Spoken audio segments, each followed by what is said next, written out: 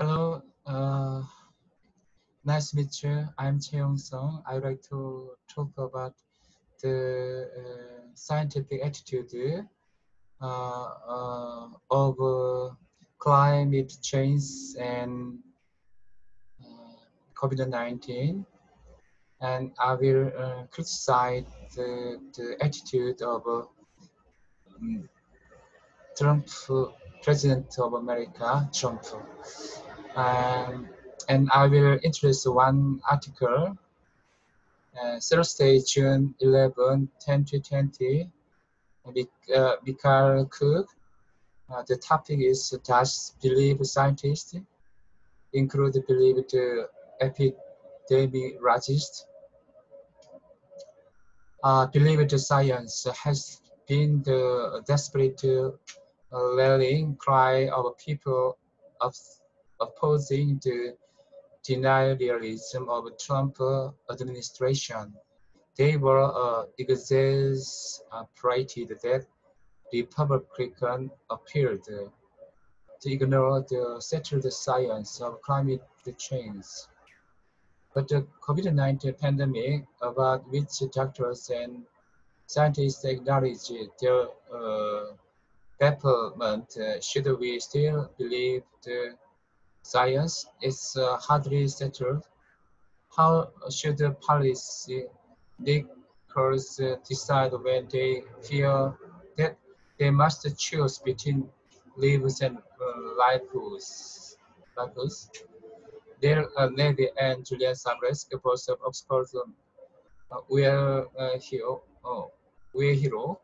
Central for Practical Ethics, have set down some criteria in the Journal of Law and Bioscience about whom we should believe in terms of great uncertainty, vocabulary which has suddenly become so familiar.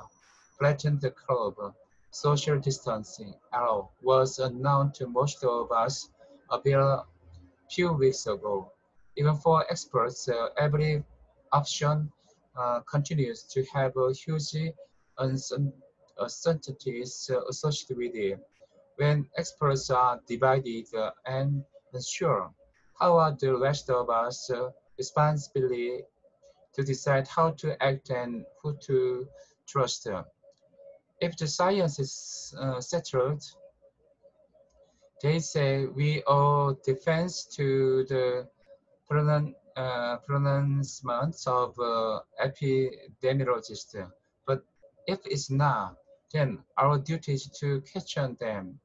We should adhere to the science because we lack the capacity to second guess it and because it is reliably formed. But when science is not yet settled, epidemic responsibility does not require such a difference.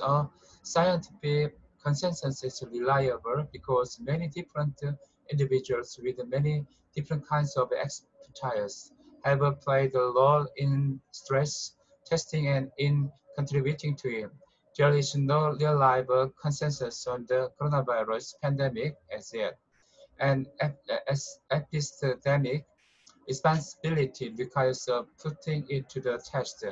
Not different ethicists, philosophers, and other non-epidemiologists can play an important role in this stress testing, and how we should this burden will help to define the final toll the virus measured in lives and in well-being.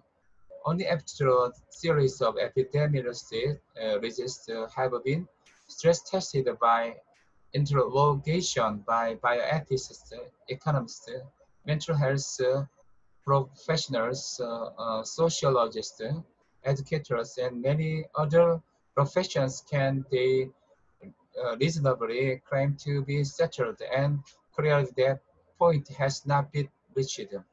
They contend too that the science of the pandemic is altogether different from the science of climate change. The latter has undergone stress testing by specialists in many different disciplines for decades. As a result, the consensus is robust and reliable. It is not because the coronavirus is different from climate science that it is appropriate for people to second guess the science. It's because it's the same. There was a time when such a second guessing was appropriate for climate science too.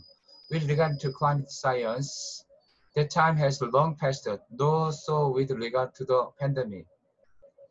I interested article by Michael Cook, and I realized that Trump's attitude is not good about climate change and COVID-19. I think that we should the topic of unsure and uncertainty. We should be humility, and we should be honesty, and we have always asked a question about COVID-19, but Trump's attitude is not good, and so I think that we should be very we should have the right attitude of COVID-19. We should be very honest and transparency and very humility. Thank you. Thank you very much for listening my work.